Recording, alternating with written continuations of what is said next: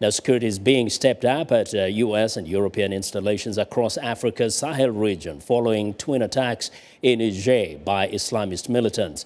As Henry Ridgwell reports from London, the stakes are especially high for France, which is highly dependent on resources mined in its former colonies.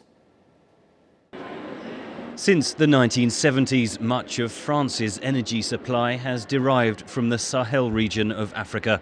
So recent attacks on Western commercial interests there have big implications, says energy economist Malcolm Grimston of Imperial College London. It gets not far short of 80% of its electricity from nuclear power. That's by far the highest proportion in the world.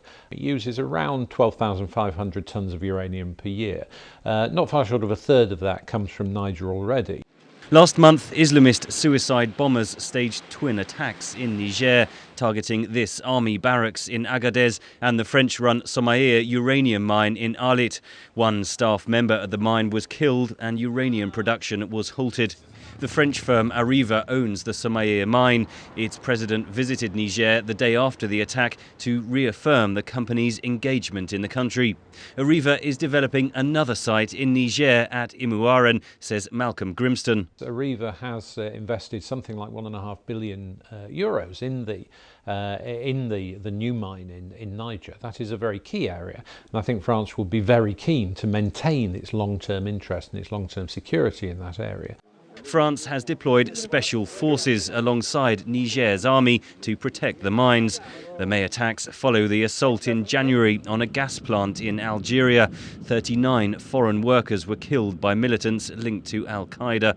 The plant has yet to reopen. Fears that Western-run facilities in the Sahel present terror groups with easy targets are oversimplified, says Paul MELLY of the London-based policy institute Chatham House.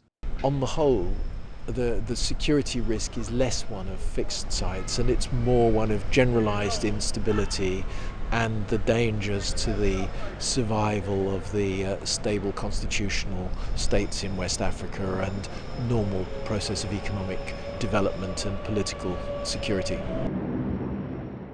MELLY says those concerns underpinned France's military intervention to oust Islamist forces from northern Mali. For Europe, West Africa is a long-term fundamental strategic interest, rather like Mexico, Central America and the Caribbean are for the US. It's that kind of long-term investment in partnership that really matters, and that's really what underlay the decision of France to go so far as to send 4,000 troops into Mali.